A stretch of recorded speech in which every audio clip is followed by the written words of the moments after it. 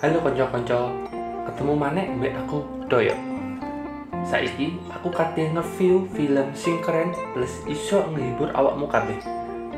Aku jamin awakmu kabeh bakal penasaran kalau film iki dan merasa pengen delok film iki.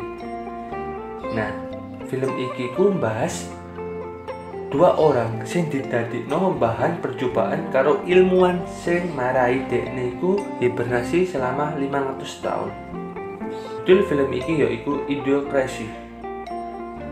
Awal kisahnya itu ada seorang penjaga perpustakaan penjara yang bernama Joe. Kemudian datang seorang yang ingin menggantikan Joe menjadi penjaga perpustakaan. Orang ini berkata bahwa Joe mendapatkan tugas lain yang sangat rahasia. Di sisi lain, para petinggi melakukan rapat rahasia yang membahas suatu alat yang dapat menghibernasi manusia. Nah, alat ini itu tidak akan merubah bentuk manusia itu sendiri. Alasan para petinggi memilih Joe tentunya, si Joe ini belum berkeluarga. Selain Joe, ada pula seorang wanita yang dipanggil. Wanita ini bernama Rita. Hari berikutnya, di ruang medis militer, Joe dan Rita bertemu satu sama lain. Percobaan alat pun dimulai oleh para ilmuwan. Adegan berpindah di ruangan bos militer. Ia ditetangi polisi dan ditangkap atas kasus sekongkolan dengan bandar dan mucikari. Kemudian polisi meratakan bangunan yang menjadi tempat penyimpanan alat hibernasi Joe dan Rita dan merubah tempat itu menjadi tempat pembuangan sampah. Tahun demi tahun berlalu, manusia mengalami kemunduran dalam berpikir. Tepat di tahun 2505, Amerika menjadi wilayah yang penuh dengan tumpukan sampah. Dikala sampah itu mengalami overload, terjadi longsor yang sangat besar yang berakibat pada alat penyimpanan Joe dan Rita jatuh. Kotak milik Joe masuk di rumah seseorang yang bernama Vito. Kedatangan Joe ke rumah Vito membuat Vito menjadi kesal dan mendorong Joe keluar rumah. Joe berjalan-jalan, ia melihat banyak orang bertingkah idiot dan tidak ada rasa saling menghargai. Ia mendatangi sebuah rumah sakit untuk memeriksakan keadaannya. Namun rumah sakit itu sangat kumuh. Ketika ia mencuci muka, betapa terkejutnya ia melihat air menjadi sebuah soda berwarna hijau. Setelah melakukan pemeriksaan, Joe berniat membayar. Kemudian Joe melihat sebuah majalah, di mana majalah itu terpampang tahun 2505. Kemudian ia mencocokkan dengan sebuah kalender dengan mimik muka yang kaget. Ia langsung melihat di balik jendela.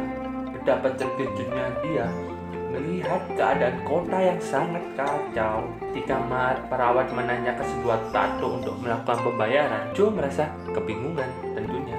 Seketika perawat itu merasa ketakutan dan menyalakan sebuah alarm berwarna merah. Akhirnya Joe ditangkap polisi dan dibawa ke pengadilan untuk diadili. Di lain tempat, Rita terbangun dari alat hibernasinya. Ia mencari uang dengan menipu para lelaki idiot yang gampang dibodohi. Rita berhasil membodohi para pria idiot ini dan mendapatkan sejumlah uang tentunya. Namun uang itu bergambar sangat aneh. Adegan beralih ke Joe yang sedang melakukan tato di lengannya. Dengan menggunakan sebuah komputer yang sangat canggih, Joe mendapatkan sebuah tes. Nah, tes ini tuh dianggap Joe sangat mudah, seperti pertanyaan bocil. Akhirnya Joe dibawa ke sel, namun Joe tentu berhasil menipu si penjaga yang idiot.